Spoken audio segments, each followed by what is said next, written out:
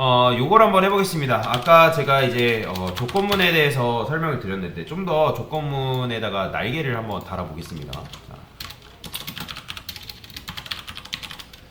자, 제가 원하는 거는 이런 식으로 출력을 하고 싶은 거예요. age가 20이라 했을 때 프린트 여기다가 10대입니다.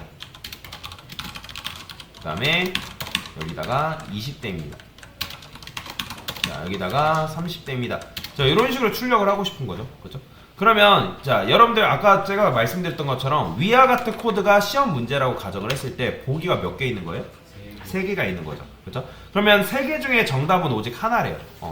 그러면 3개 중에 정답이 하나가 있는데 예를 들어서 여러분들 age라는 거에 5라는 값을 넣게 되면 요거는 값이 해당되는 게 있어요? 없어요? 없어요. 없기 때문에 그냥 10부터 39살까지만 넣을 수가 있는 거죠. 그렇죠? 자, 그러면 나이가 10이라 했을 때 결과는 뭐겠어요? 그렇죠? 10대입니다가 출력이 되겠죠. 그렇죠? 그래서 문제가 결국에는 나이에 따른 나이에 맞는 올바른 보기를 골라주세요 라는 게 이제 여러분들한테 드린 문제라고 그냥 가정을 해볼게요. 그러면 아까 저번에도 말씀드렸을 거예요. 우리가 보통 문제를 푼다 했을 때 어떻게 푼다? 1번, 2번 순, 3번, 2번, 1번 순, 2번, 1번, 3번 순.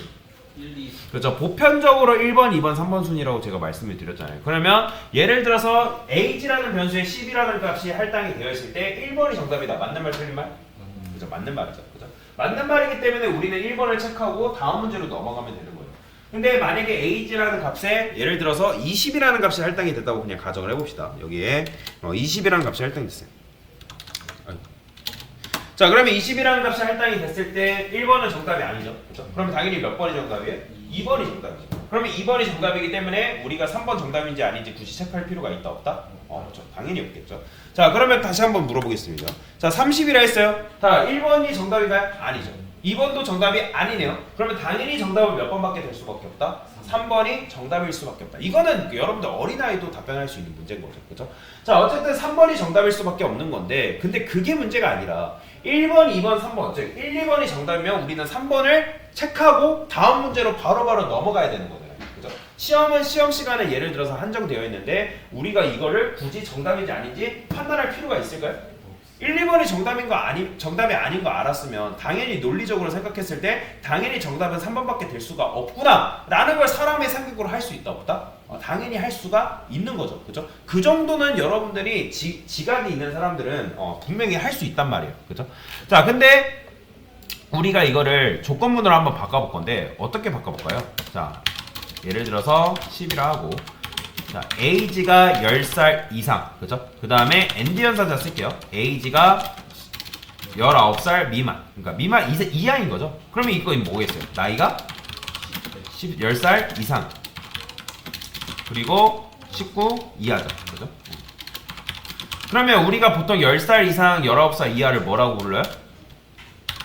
그죠? 10대라고 하잖아요.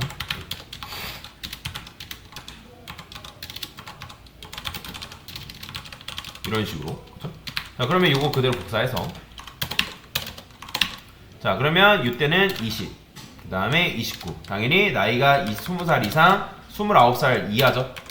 몇 대라고 해요?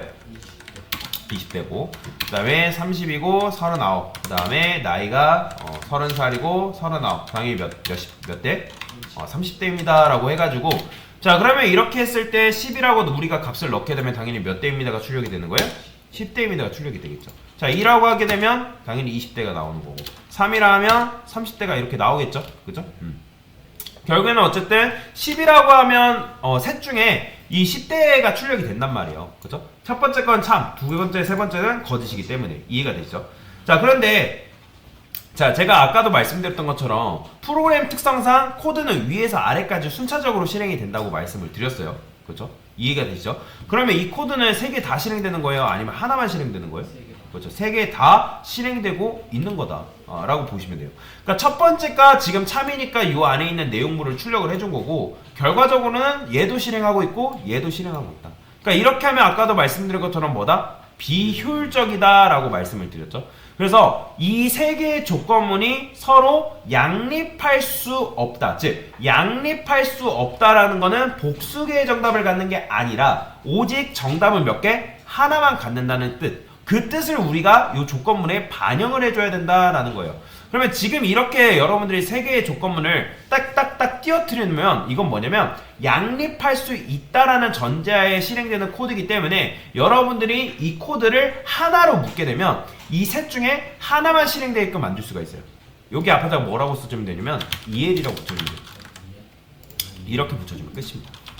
자, EL이라고 여러분들이 붙여주게 되면 엘리프라 하는데 이렇게 붙여주게 되면 아까 세 개의 덩어리였던 if이 몇 개의 덩어리가 되냐면 하나의 덩어리가 된다. 그러니까 세 개의 덩어리였던 게 한 덩어리가 된다라는 거예요. 그러면 이렇게 하면 어떤 식으로 실행이 되냐면 아까 제가 말씀드렸던 것처럼 실행이 돼요. 어떻게? 만약에 얘가 참이다? 그러면 2번, 3번은 거들떠 보지도 않는 구조가 된다. 이해가 되시나요?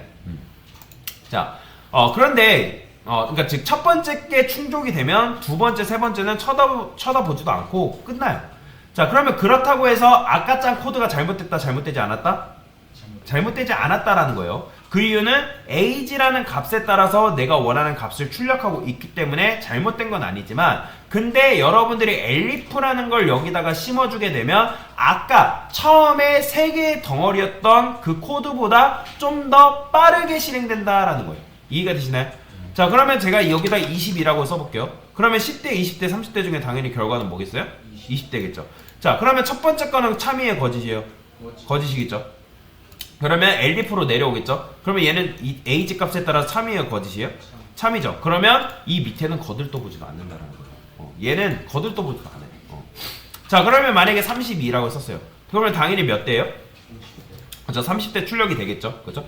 왜냐면 1번이 참이 아니고 2번이 참이 아니고 당연히 3번이 참이기 때문에 30대를 출력을 해주는 건데 그런데 생각을 해보세요.